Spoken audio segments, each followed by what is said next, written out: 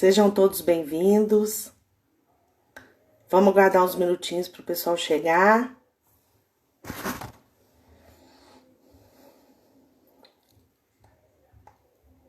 Oi, Pedro.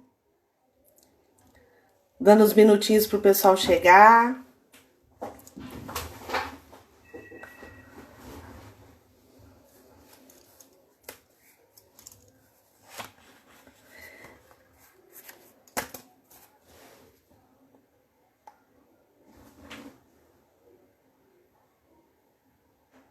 Conexão tá legal?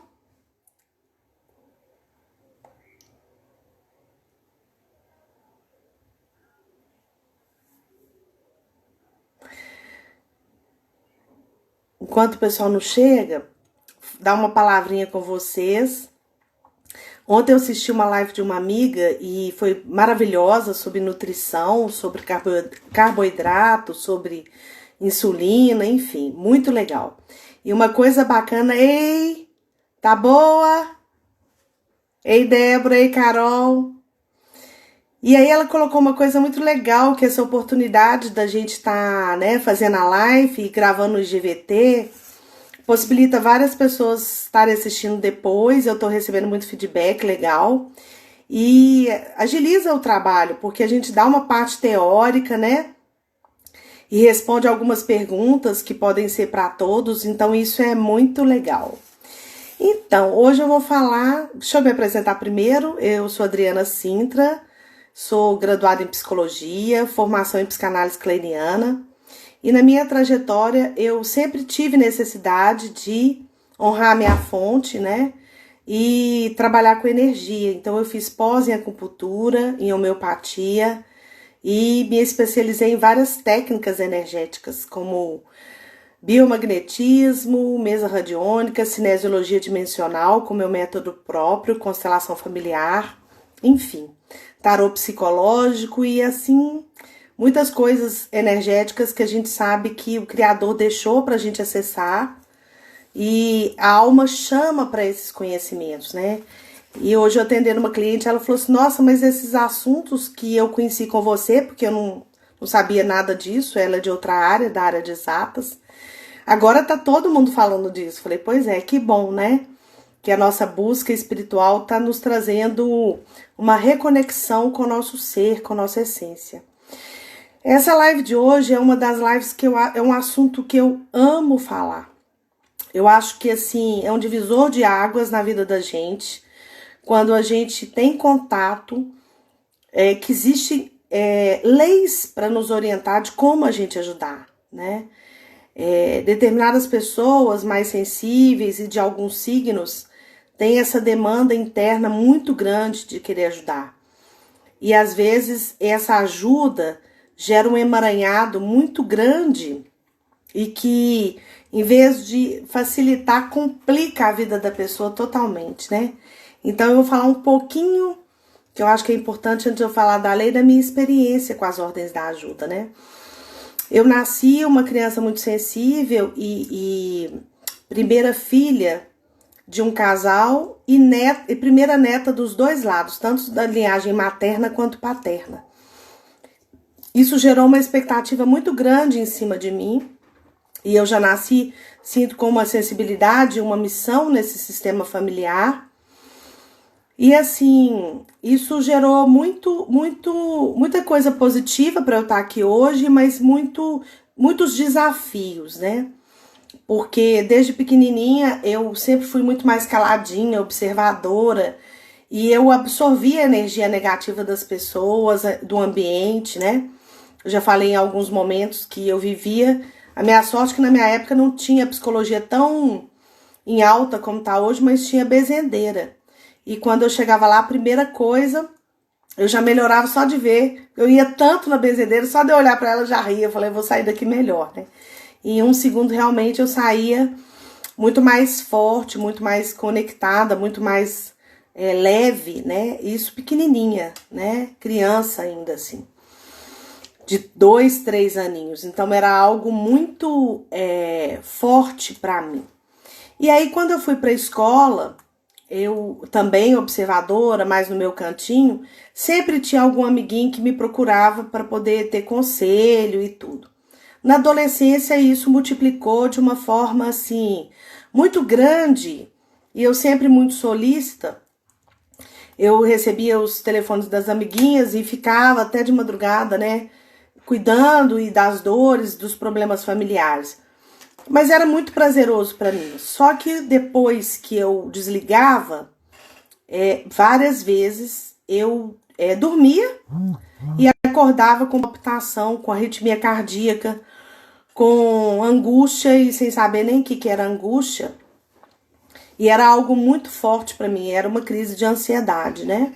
Porque eu absorvia e eu estava toda aberta para ajudar as minhas amigas e eu deixava elas leves. No dia seguinte eu conversava, não, eu dormi super bem, foi ótimo e tal, e eu ficava com a sobrecarga daquelas emoções, né?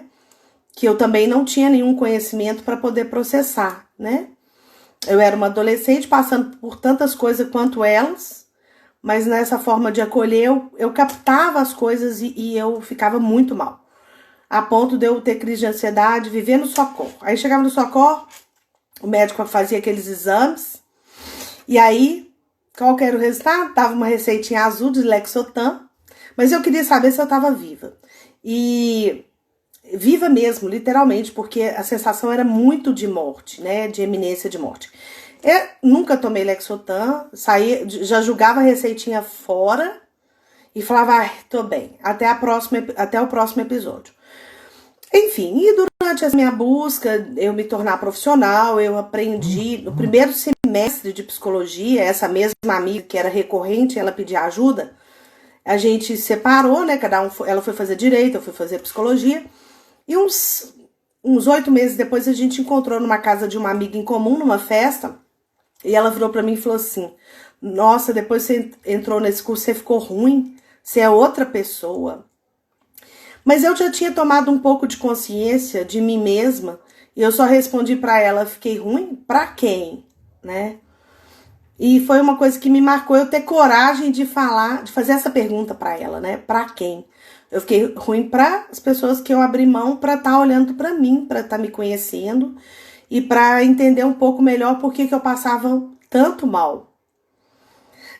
Com certeza.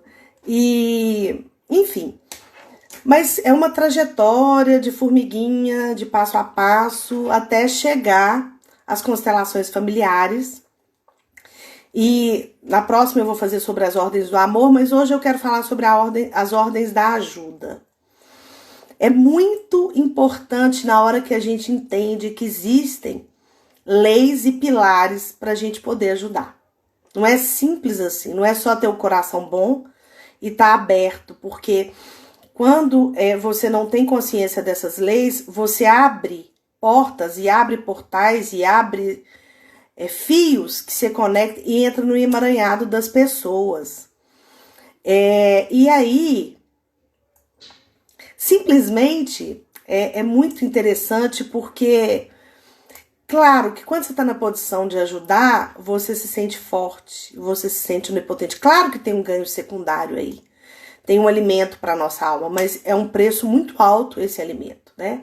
Então vamos começar falando e vou falar um pouquinho das minhas experiências positivas de casos clínicos que eu vi que eu tinha assimilado esse processo dessas leis. São 5 pilares, tá? Primeira coisa, que a gente só pode ajudar alguém com aquilo que nos excede, em todos os níveis, seja material, emocional, espiritual. Ninguém pode dar o que não tem, né? Então aí já começa aí você ter uma autorresponsabilidade, né? Quando você é solicitado, você pensa, peraí, eu tô preparado, eu tenho condição de ajudar essas pessoas, ou essa pessoa que tá me pedindo? E para um canceriano, e para uma pessoa sensitiva, e para uma pessoa que foi criada na religiosidade, falar não é algo muito, muito difícil. E aí você, quando tem contato com essa lei, você compreende que falar não é fundamental para manter o equilíbrio seu e da outra pessoa, né? Então, a primeira coisa, a primeira lei, você só pode dar aquilo que você tem de excesso, aquilo que você tem condição de dar. Fora isso, você já entra num desequilíbrio com você, que era o que acontecia comigo, né? Era uma pessoa que tinha um problema familiar, essa minha amiga da adolescência, do Colégio Santo Antônio, e eu também tinha as minhas questões familiares. Só que eu, de alguma forma, estava mais em contato com essas questões, com a minha sensibilidade, porque eu já estava em contato desde pequenininha. Então, eu me sentia forte, me sentia poderosa para poder ajudar. E era uma forma de me nutrir também, era uma compensação de eu perceber que tinha sistema com mais dores do que o meu, mas as minhas não estavam resolvidas. E eu não tinha essa condição de ajudar. Eu tinha a mesma idade, ou talvez mais nova. Segunda lei, a gente só pode ajudar a quem pede. Se a pessoa não te pedir, você pode até disponibilizar, eu tô aqui, se você precisar de mim, né, quando você sabe que você pode, mas a pessoa precisa de dar um passo, que é pedir, né? Os mestres indianos falam o seguinte, se você vê uma pessoa caída na rua, se ela estiver mexendo um mindinho, você pode ajudar. Se não estiver mexendo nada, não mexe com ela que você vai atrapalhar, ela tá precisando daquele descanso. É claro que você vai perceber, observar, porque se ela estiver sem vida, você vai pedir socorro. Mas ela tem que fazer um movimento que seja mínimo. E isso é muito legal, porque eu tive uma experiência que eu fiquei assim de cara. Teve uma vez que eu estava voltando de um clube no domingo, de muito sol, e aí eu passei num restaurante super legal que tinha na Silviano Brandão, e eu tava com muita fome com a minha colega, e a gente pediu um prato de feijão com dobradinha, mas estava delicioso, só que assim, eu tava com desejo de comer, porque minha avó fazia, mas o negócio era quente, assim, só deu a gente comer um pouquinho, a gente já ficou enfarada. E aí eu falei, não, moça, eu vou levar. E aí ele encheu aquele marmitex quentinho. E era um domingo, a rua tava mais vazia, e a gente voltou procurando alguém para poder passar a marmita. Aí custamos achar uma pessoa, um morador de rua que tava deitado, eu desci do carro. Falei, nossa, moça, tá quentinho, tá uma delícia. Ele falou, não quero não. Eu fiquei tão assim. Falei, não, obrigada, eu não quero não. Quer dizer, eu querendo passar meu abacaxi pra frente, e ele foi sincero, eu morri de rir, e voltei com meu feijão com dobradinha quente, e esse abacaxi pra casa. Mas voltei pensando, que lição, né, gente? Não é eu tô achando que ele tá com fome, porque ele tá deitado na rua, e ele, com a dignidade dele, ele não tava com fome, não queria comer. Enfim, então essa é uma lição pra gente pensar, será que a pessoa quer ajuda? Ou senão a gente tá lá, sentindo maior, querendo, né, ser útil, ser bonzinho, enfim. Isso é muito importante para a gente começar a perceber e observar nas nossas relações, né? Então a pessoa precisa fazer um mínimo movimento que ela está realmente querendo a sua ajuda. Bom, é claro que aí nós temos que contextualizar, tá? Por quê? Porque às vezes tem algum momento que a pessoa realmente ela não consegue mexer o mindinho, mas ela tá caída, ela tá passando mal, ela tá numa crise epilética, ela tá sem consciência.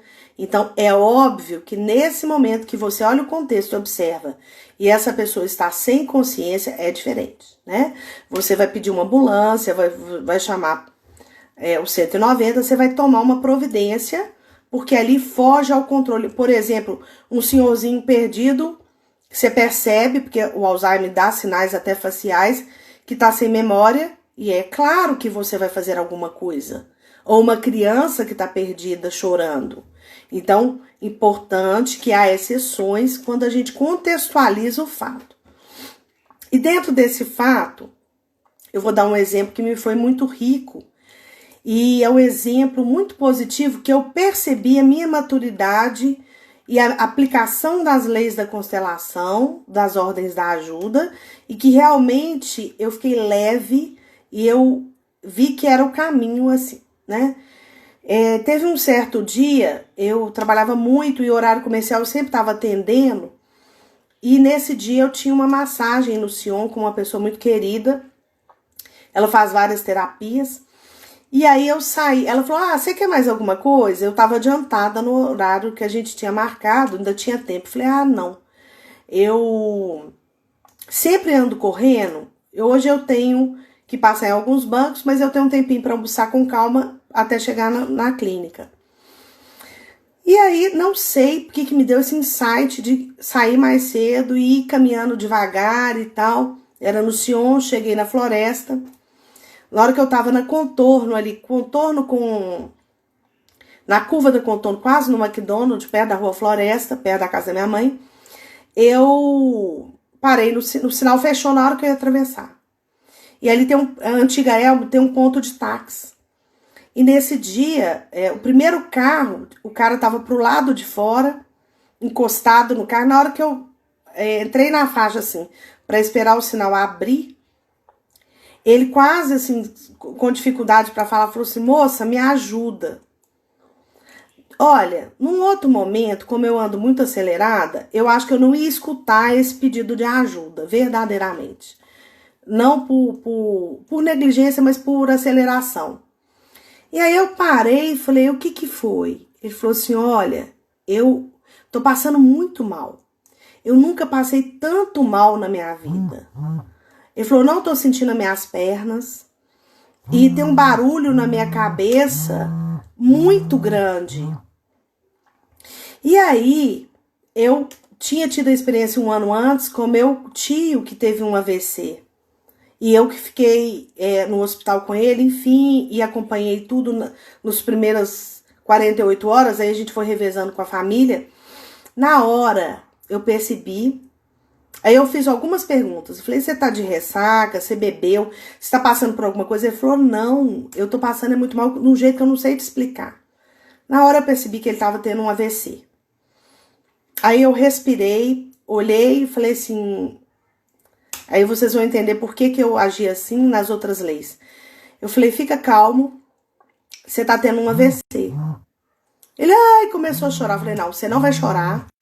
Você não vai chorar porque eu preciso que você me ajude. Eu vou chamar o SAMU agora, você tem plano de saúde? Eu falei, eu tenho Unimed. Aí ele foi lá abrir na carteira, tirou a carteirinha.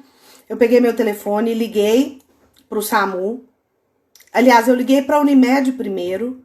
E a Unimed... Na mesma hora falou assim, o que tá acontecendo, né? Eu falei, eu tenho uma pessoa aqui, eu tenho certeza que ele tá tendo um AVC, eu sou da área da saúde, e vocês precisam mandar uma ambulância urgente. Aí, primeira coisa, achei tão lindo, assim, eles me perguntaram meu nome, perguntaram o que eu era dele, falei, não, eu tava passando na rua. Me agradeceram e falaram assim, olha, nós estamos mandando agora, mas você vai ligar pro SAMU de novo não, também, e vai falar o código. Se não me engano, eu não vou saber o código agora, eu tenho que lembrar. E fala esse código porque eles vão mandar com mais urgência. Beleza. Desliguei o telefone, ajudei ele a entrar no carro, ele entrou no lugar, né, do motorista, eu entrei do lado. Ele falou, você precisa avisar minha esposa. Aí liguei para a esposa dele, ela começou a chorar. Eu falei, olha, não tá na hora de você chorar, porque quem tá... precisando da sua ajuda ele agora, eu vou pôr ele na ambulância, só que eu tenho que trabalhar, eu não vou poder acompanhar. E se você não ficar calmo e eu te orientar, você nem vai saber que hospital que ele tá, né? E foi feito. E assim, eu acalmei ele, fiz ele respirar, ele falou que tava passando por muito estresse financeiro, com muita pressão, tava no segundo casamento, aí ele começou a falar um pouco da vida dele. E eu achei tão lindo, porque ele falou assim, como é que você chama? Eu falei, Adriana. Ele falou assim, dá seu telefone. Ele conseguiu anotar num papel meu telefone. Falei, fica calmo, porque já tá chegando. Como ele tinha 40, eu já tinha perguntado a idade dele, de 40, 42 anos, essa idade, um derrame é muito sério para dar sequela, porque a pessoa tá a força vital dela, o sangue, né? Porque o derrame é o yang do fígado que sobe, então a sequela é muito grande. Então o socorro tinha que ser rápido. Eu não tinha agulha na bolsa, porque como acupunturista, quando a gente tem agulha na bolsa, a gente fura os dedinhos para puxar para a periferia aquele sangue que tá subindo para a cabeça, enfim, eu não podia fazer isso. E aí, rapidinho, chegaram as 2 ambulâncias. E eu fiquei caladinha, porque tinha uma fila de táxi, e eu não quis chamar ninguém para não dar tumulto de gente curiosa, enfim. Na hora que parou a ambulância, até assim, o pneu, né, assoviando, pararam as duas, né? E meu tempo tava, né, tranquilo. Eu consegui acompanhar nos primeiros socorros para poder explicar, né, o que eu tinha. E vieram em 4 minutos, foi uma coisa surreal, assim. E aí, quando ele deixou o carro lá, trancou o carro, e aí ele seguiu. Na hora que ele seguiu, eu tenho essa consciência do meu jeito de ajudar na hora do estresse. Eu fico de um jeito, uma calma, numa coisa que até eu falo, não tô acreditando. Depois que eu resolvo tudo, eu começo a tremer. Aí eu começo a sentir aí eu deixo a emoção vir. E eu começo a tremer, às vezes a chorar e tal. Aí eu até perdi o que eu ia fazer, se eu ia no banco. Eu nem vou no banco. Falei, eu vou na casa da minha mãe, que é aqui perto, porque eu tinha que almoçar. E quando eu cheguei na casa da minha mãe, que eu fui contar para os meus familiares, eu comecei a chorar. Porque, coincidentemente, esse rapaz tem o mesmo nome do meu avô materno, que sofreu um infarto, caiu na rua. Ele já tinha doença de Chagas. E eu sempre soube dessa história, porque eu nem existia, a filha caçula dele tinha 1 ano. E aí minha emoção foi tão grande, porque o nome do rapaz era o mesmo nome do meu avô. E ali veio uma lembrança, né, de que eu estava fazendo algo útil realmente, né. Ele me pediu ajuda, eu tinha tempo para dar essa ajuda, eu contextualizei essa ajuda e foi eficaz, né. E quando ele foi embora, depois que passou minha emoção, eu me recompus, almocei e fui trabalhar, eu tive que contar para os 3 primeiros clientes que eu atendi, porque minha emoção estava muito. E depois eu pensei assim, gente, ele pegou meu telefone, eu não peguei o dele. Como que eu vou saber se esse cara sobreviveu? Aí eu pensei assim, bom, eu sabia, eu decorei o nome dele todo, eu vou ligar para o Unimed, vou saber. Aí depois eu falei, gente, aí eu pensei assim, você já ajudou, veio uma vozinha e falou que você já fez sua parte. Entrega para Deus, pronto. E realmente eu entreguei para Deus. Falei, eu fiz o que eu tinha que fazer e independente de eu souber se ele viveu ou não, tá feito. E isso era final de novembro. Eu tava um belo dia no consultório, dezembro, devia ser lá pro dia 18 de dezembro. Eu recebo um telefonema e aí a pessoa fala assim, você sabe quem tá falando? Toda feliz. E eu, ansiosa, né? Virei e falei assim, não, fala rápido que eu tô com o paciente aqui. Ah, não, depois eu te ligo. Falei, não, você vai me deixar curioso. Eu identifico muito a voz. Eu tenho uma memória auditiva, autista surreal. Mas eu não identificava a voz de jeito nenhum. Ele falou assim, Adriana, é o Antônio. Você salvou minha vida. Aí eu paralisei e comecei a chorar. Aí eu lembrei que ele tinha pego meu telefone, né? Ele falou assim, você não tem condição, você não tem noção. Eu cheguei no hospital, todas as pessoas perguntaram quem que é o anjo que te salvou. Porque ela foi muito rápida e não deixou sequela nenhuma, porque a sua idade, o AVC, ele é mais, a chance de dar sequela é muito grande, porque você tá muito novo. Então você tem muita força, ele é um cara bonito, forte, muita força vital. Então era muito difícil não ter sequela.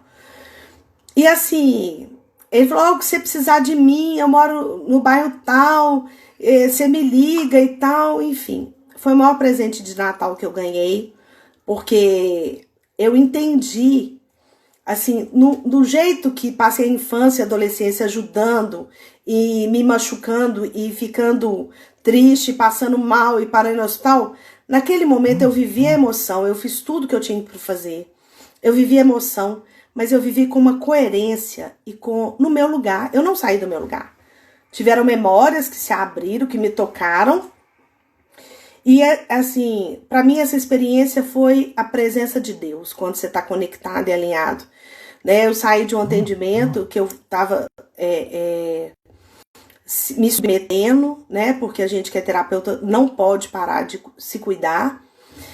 E eu tava tão alinhada, eu tava tão presente andando na rua, tão grata pela vida, que Deus falou, essa é a pessoa que pode ajudar esse rapaz. E com certeza ele tinha merecimento para isso. Não era a hora dele. E a pessoa certa passou, sem conhecer, gratuitamente, né, genuinamente, assim, sabia fazer, fez o que podia fazer. E eu sempre conto essa história porque os sinais de AVC, eles são muito característicos. A partir de agora, todos vocês podem ajudar alguém quando você pergunta, o que você está sentindo? Por quê?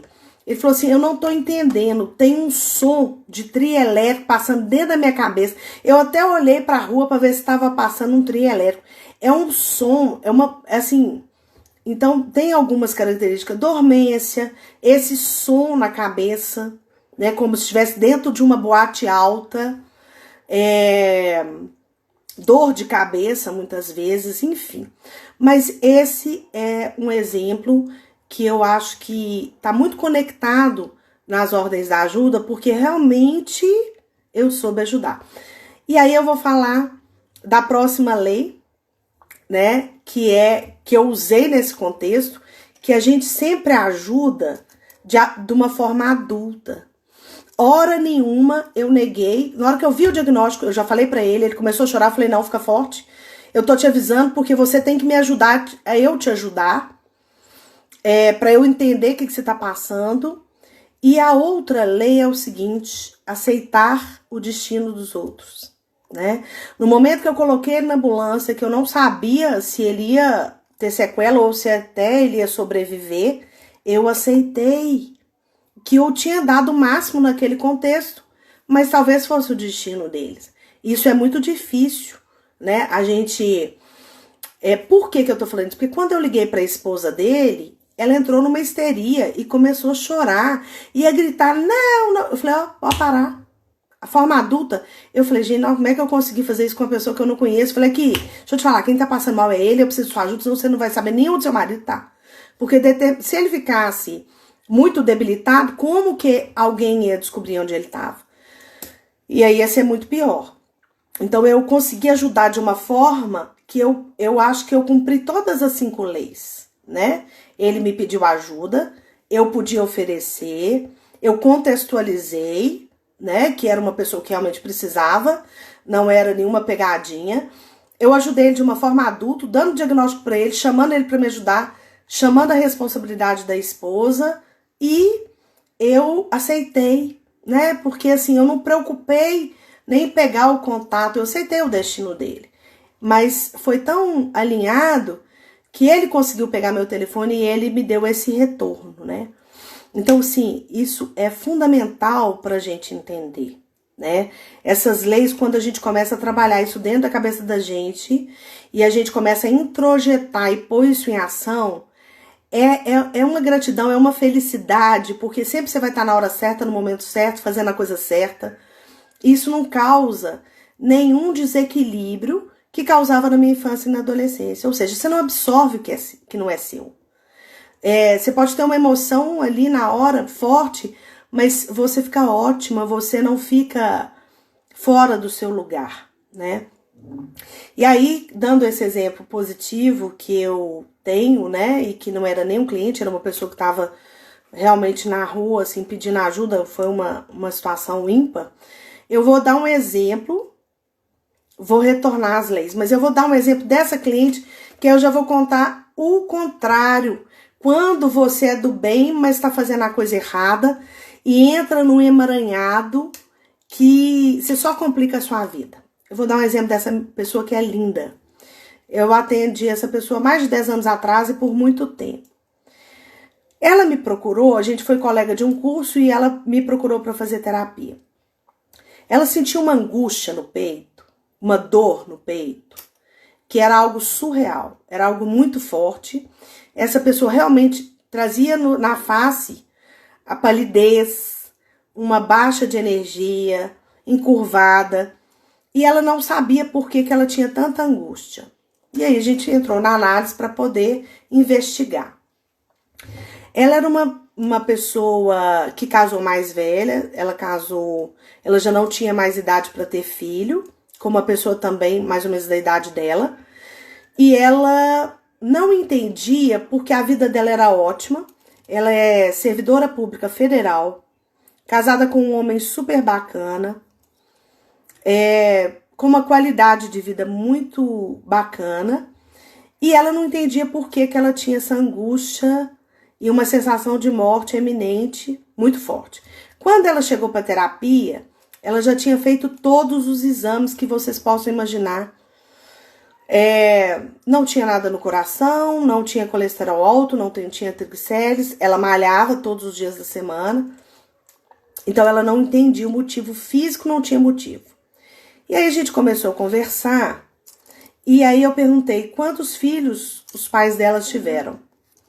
E ela falou que eram 8 filhos. E eu falei, na ordem, qual ela era? Aí já começa a ela trazer um sinal. Ela não sabia falar.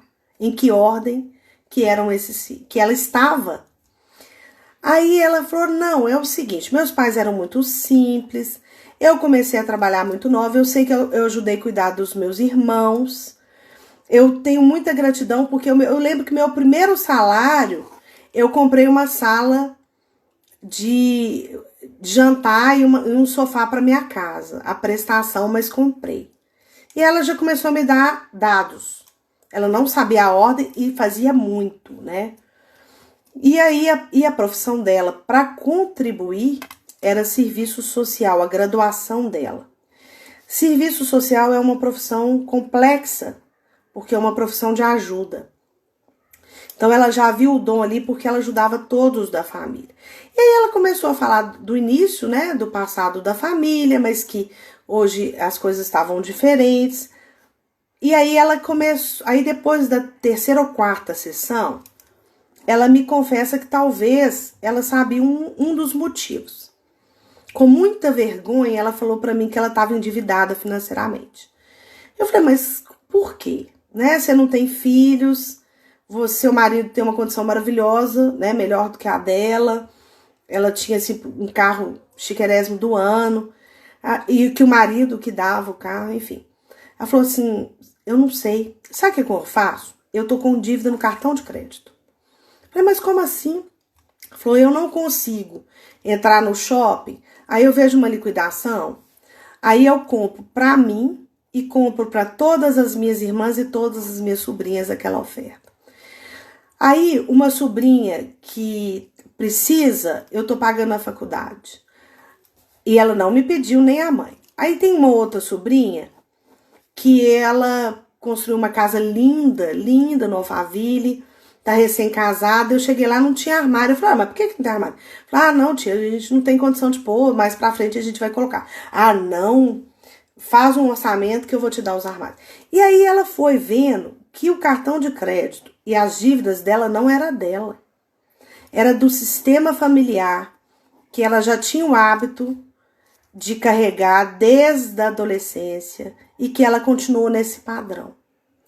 E é mais interessante, ela não era a filha mais velha, ela não podia fazer isso hierarquicamente, e ela estava com uma dívida assim, imensa, imensa. A gente começou pelo menos a achar a luz no fim do túnel, né? Para poder constelar, ela achar o lugar dela, ela perceber que quando ela ajuda com algo que excede a capacidade dela, ela entra no emaranhado e ela prejudica ela e as pessoas do sistema familiar, porque não crescem, né? Enfim, foi uma longa caminhada, mas à medida que a gente ia localizando em cada sessão da terapia dela, ela percebia claramente como que ela estava infringindo uma lei. Porque ela era tão boa e tão correta e tão religiosa. E aí ela começou a trazer mais coisas que não era só financeira. O telefone dela não parava de tocar. Eu não sei como é que o marido dela aguentava, porque ela ficava no telefone horas, cada dia ajudando uma, e quando não fosse mais de uma, porque ela já estava aposentada. Enfim, foi um trabalho de formiguinha lindo, mas ela começou devagarzinho a chegar no lugar dela. Então, voltando aqui à pergunta da Débora, das 5 leis, esse é um exemplo de uma desordem de uma pessoa extremamente do bem, que fez um curso de formação de assistência social, que chegou num patamar de equilíbrio financeiro para ela e de relacionamento saudável, funcional, mas que ela entrou num processo doentio por ela ajudar, infringindo as leis da ajuda. Então, a primeira lei, não tem ordem, mas assim, só para didática. Você só pode ajudar com aquilo que excede, com aquilo que te sobra, com aquilo que você tem, seja energético, material, espiritual, você não pode dar aquilo que você não tem. Se você dá aquilo que você não tem, você já entra em desequilíbrio, tá? Segunda lei, a pessoa precisa de pedir. Olha nesse exemplo dessa cliente, ninguém pedia para ela. A sobrinha não pediu a faculdade, a outra não pediu os armários, né? Ninguém pediu oferta, porque ela que estava no shopping comprando e vendo as coisas, ninguém estava pedindo presente. Ela já era uma tia extremamente querida, ela não precisava de compensar. Então ela já tinha infringido outra lei aí, que as pessoas não estavam precisando, né? Ou precisavam até de passar por esse processo para crescer. Terceira lei. Há exceções quando a pessoa não pede a nossa ajuda, que é contextualizar.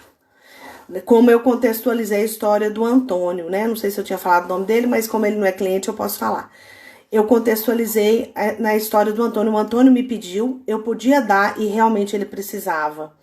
Ele estava passando muito mal e ele não conseguia tomar uma atitude em prol da vida dele naquele momento. Quarta ajuda, de adulto para adulto. Eu falei para ele o diagnóstico dele, eu pedi para ele acalmar, eu pus a esposa no lugar de adulta porque ela começou a chorar. E ela era um dos motivos que ele estava estressado, então ela sentiu culpa na hora que ele passou mal. Provavelmente já tinha até brigado de manhã. E aí eu trouxe ela para a realidade. E aí ela conseguiu me escutar, ela conseguiu anotar o que eu tinha feito. Eu consegui pegar na ambulância o hospital que ele estava sendo encaminhado. E eu trouxe a parte adulta dela para funcionar. Falei, ele que tá passando mal, agora não é hora. Acho que eu fui até meio grossa. Eu falei, não é hora de você dar piti. Foi muito engraçado, porque não era a minha característica, mas eu fiquei tão nervosa dela ficar fazendo drama de vítima, sendo que eu tava ali com ele vendo tanto que tava difícil para ele aquele momento, né? E a quinta lei é aceitar o destino do outro. E aí eu vou dar um exemplo, né, na minha trajetória, que eu trabalhei na época quase antes de formar, eu fui estagiária da primeira turma do Hospital Santa Casa. E eu trabalhava na oncologia da Santa Casa, então. Ou seja, eu trabalhava com a morte todo dia. E uma das coisas que a equipe solicitava a psicologia, a equipe, né, de profissionais, não os pacientes, a equipe ficava muito transtornada quando algum paciente não aceitava o tratamento e falava claramente que queria morrer. A equipe não aceitava, né? Como assim? Todo mundo aqui lutando pela vida, essa pessoa quer morrer, não quer tomar químio, ela quer se entregar. E aí, eu acho que essa é uma das leis mais desafiadoras, principalmente quando é alguém muito próximo da gente. Significa o seguinte: aceitar a escolha e o destino do outro. Isso é um dos exemplos. Quando a pessoa realmente, ela não está suicidando, mas ela cansa de viver e ela opta por uma escolha de sair do sofrimento e ter um alívio naquele momento. Isso mexe muito com todo mundo da equipe, com os médicos, com a enfermagem, com os técnicos de enfermagem, com os auxiliares. E aí, gente, é muito interessante porque é um grande aprendizado. Para ser um constelador, é uma das leis que a gente mais vai observar. Quando a gente entra num campo morfogenético e que a gente percebe um destino difícil, por exemplo, quando a gente escuta um cliente e que a gente escuta e ouve ali muitas tragédias, a gente tem que ter muita dignidade para a gente ter a humildade de aceitar a grande alma. E a gente não sabe o que veio antes, a gente não sabe o desequilíbrio, a gente não sabe a necessidade de compensação. Eu vou estar falando sobre ordens do amor na próxima live. Aí eu vou estar falando das leis no modo geral. Mas hoje é exclusivamente as leis da ajuda, porque cabe uma live só para ela, cabe muito estudo só para ela. Cabe a gente pensar nisso todo dia para tentar pôr em prática, porque é desafiadora, né? Principalmente para quem tem um coração gigante, para quem tem compaixão, para quem tem empatia, para quem gosta de ajudar, para quem se nutre, né, dessa forma de ser. É um exercício diário, né? Porque você não fica ruim. você só fica equilibrado, né? Eu gosto de dar o exemplo do caso desse rapaz do AVC, porque foi um momento que eu falei, nossa, eu apliquei as 5 leis, né? Eu já era consteladora. Nossa, que bom que eu fui assertiva. É isso. Eu saí forte, eu saí bem. Passaram assim 3 horas, eu já tinha equilibrado o meu emocional. Eu fui amorosa, eu fui presente, eu fui assertiva. Então, existe um jeito, sim, da gente ser humano cada vez melhor, da gente poder estar a serviço da humanidade. Eu tive certeza ali que Deus me pescou naquele momento.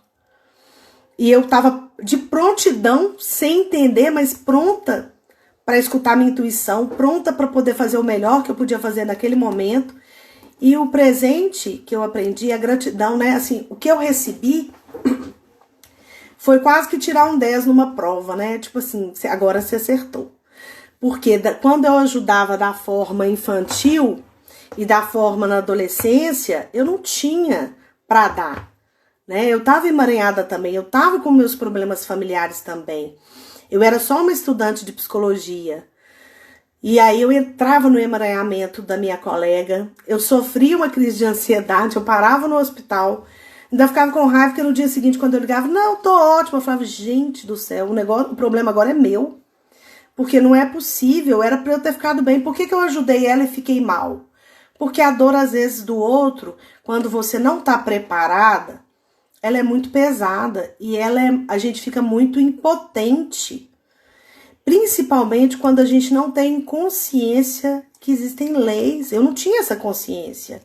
Que existiam leis e maneiras da gente ajudar, sem se contaminar, sem entrar no emaranhado, estando a serviço do Criador, estando a serviço da humanidade, de uma forma humilde, genuína e sem julgar, sem criticar, né? Então vocês percebem nesses 2 exemplos que eu contextualizei aqui na live, que existe uma maneira saudável, equilibrada de ajudar. E existe uma maneira que não é saudável. É uma maneira onde o ganho secundário está falando mais forte. Eu adoeço sem entender por que eu estou adoecendo. Eu me angustio. Essa pessoa tinha dores no peito. Ela falou, eu sinto dor física. Meu cardiologista não consegue explicar e ela não se convencia que ela não tinha problema cardiopata. Porque ela tinha dor física. Ela malhava, ela fazia exame, assim, a pessoa super dedicada com a saúde emocional e física, né? Emocional ela tomou consciência e veio depois de um tempo, né? E foi um sucesso, porque quando a gente começou a constelar, depois que ela entendeu como que ela saía fora do lugar, enfim, ela era a 3ª filha, ela não era a filha mais velha. Tinham 2 antes que poderiam estar fazendo esse papel de arrimo, que não fizeram. E ela aprendeu isso muito cedo, porque os pais ficavam felizes, ela tinha o amor de todo mundo, não tinha nenhum membro da família que não gostava dela, mas olha o preço que ela pagava. Uma dívida, uma dor física, uma angústia. Quando ela estava dando assistência para as pessoas, ela deixava de dar assistência para o parceiro dela, para o marido dela. Ele ficava triste, ele chegou a adoecer no processo terapêutico, porque ela deixava ele muito sozinho, né? Enfim, gente, eu acho que eu falei muito, mas eu quero saber se tem mais alguma dúvida. A Débora falando aqui, ajudar é uma linguagem do amor, sim, mas tem que ser um amor, não pode ser um amor cego, né? Tem que ser um amor que vê, um amor que cura, um amor justo, né? Como descobrir onde está faltando e sobrando na nossa vida? Carol, o principal é você introjetar essas leis e começar a pôr em prática, observar. Fazer uma autorreflexão e observar, porque quando a gente está alinhado, a gente sente a emoção igual eu senti, porque foi um caso forte, mas você fica bem. Você não tem mais nenhum tipo de contaminação, você não passa mal, você não fica com aquilo na cabeça vários dias. O passo maior foi eu entregar que eu não tinha pego o contato dele, que eu não ia saber o destino dele. E quando eu pensei assim, gente, eu fiz tudo, será que eu vou ficar sabendo? E se ele morreu ou não morreu? Eu vou ficar sabendo, eu vou ficar com essa dúvida? Mas foi tão legal que eu joguei para o universo que ele me procurou. E aí ele trouxe para mim essa informação de presente, né? Mas demorou o quê? 40 dias. E aí eu tive a certeza de que realmente eu estava alinhada nas leis. Porque aí sim eu já tinha o contexto das constelações, já era consteladora, já constelava, já tinha dado formação. Mas eu pus de uma forma em prática muito legal, né? Porque quando a pessoa marca um horário com você, você está se preparando para atender. Quando eu tô dentro do campo, de alguma forma eu tô atenta ao que eu tenho que fazer. E nesse momento eu tava na rua, eu recebi uma solicitação de alguém que eu não conhecia e eu consegui exercer o meu papel, né, de estar a serviço de Deus, serviço da humanidade de uma forma muito linda, né? E assim, foram vários presentes, né, porque até o nome do meu avô ele tinha. E para quem sabe que o sistema familiar aí tem um campo, né, magnético que a gente atrai as coisas, né, o Ho'oponopono, né, nada que acontece ao seu redor não é seu, 100% da sua responsabilidade. Então ele estava no meu campo, não era à toa, e eu pude exercer meu papel de estar a serviço ali da humanidade, realmente a serviço da grande alma, sem intenção, né, gratuitamente, assim, sem estar manipulando nenhuma situação, né? Eu tô vendo aqui que o nosso horário tá terminando, mas eu vou gravar no GVT. Qualquer dúvida, podem me perguntar, né? Enquanto a gente não tá podendo ter nossos momentos presenciais na terça-feira. Eu agradeço a participação de todos. É muito prazer estar aqui, né? Essas lives estão sendo muito gratificantes. Semana que vem eu vou estar falando das ordens do amor, mas podem me pedir solicitação de temas diversos, porque eu vou estar preparando para poder estar trazendo mais informação para vocês. E desejo a todos boa noite, um beijo e gratidão por estar presente aqui nesse momento. Fiquem com Deus.